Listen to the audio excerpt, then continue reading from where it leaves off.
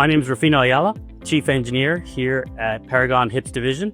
Today we're going to talk about some of the features that we have developed that are available for use and implementation, whether it be small modular reactors or for the existing operating fleet. As a representation here, what we have is two chassis of a 4-division system representing the ability to monitor inputs from the field, do partial trip determination, provide the partial trip for coincidence voting, and then finally for actuating field equipment. We started the work on the platform in collaboration with NuScale Power. So from a digital INC perspective, what we were aiming for was a simple digital INC system that was modular and scalable. What really lent itself to that concept was the use of field programmable gate arrays, so FPGAs. We did get NRC approval in summer of 2017. And the topical report really covers the design principles of the platform: redundancy, independence, repeatability and predictability, diversity, and lastly, simplicity. So the concept of modularity, the concept of simplicity are shown by utilizing the same baseboard for all of the modules that you see in these two chassis. The modularity aspects come into play by having these unique sub-module slot locations that are available at the top of the board. Those sub-modules gives us that flexibility for adjusting our modules to whatever the application-specific needs are. So if a customer has a need for multiple analog inputs, some thermocouples, some RTDs, some discrete inputs, we can tailor the sub-modules to those needs. Now, the heart of the module itself, again, as I mentioned earlier, it's an FPGA-based platform. And so our FPGAs live on what we call logic submodules. And depending on the diversity strategy that's chosen, we utilize diverse FPGA types. Provides us the opportunity to adjust the logic as needed for the application. This is really where we're able to implement all of the specific needs for a customer.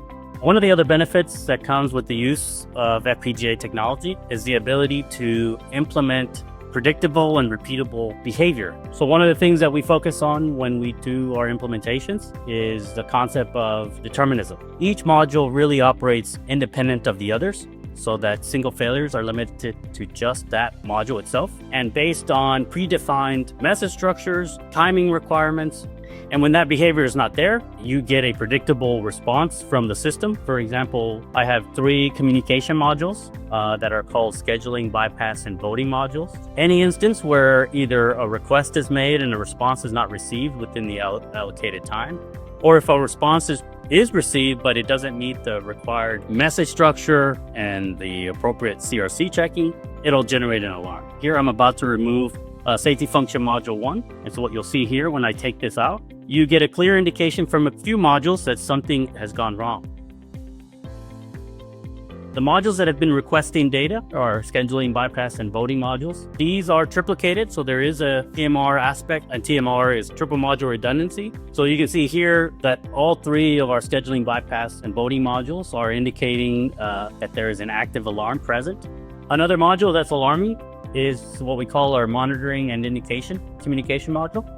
This module is responsible for collecting status information of all the modules in the chassis. When we turn this back on, we've made the SFM now available. The clear alarm lights have gone away. That's an indication that there is no longer an active alarm.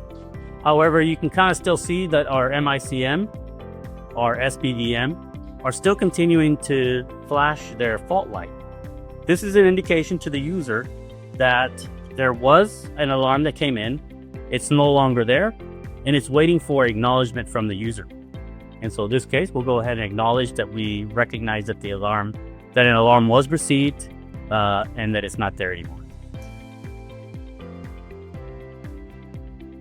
From an operating fleet perspective, if you're replacing an existing system or replacing multiple systems, you can transfer the functions from one system to a HIPS-based implementation on a SFM by SFM basis. So this allows some flexibility in being able to segment and time out the rollout of a HIPS implementation. for SMR vendors who are still going through the process of ironing out what their safety INC system looks like. This modular approach makes it a lot easier to expand a design as the more information is known. It could easily be implemented as just an additional safety function module with very little impact to the other aspects of the design. You can reach out to the Paragon website, or if you'd like, you could also reach directly to myself and Chris Phillips for more technical, in-depth information. If you're interested in demos, you can reach out to Lou Wetzel, who can provide and schedule that opportunity.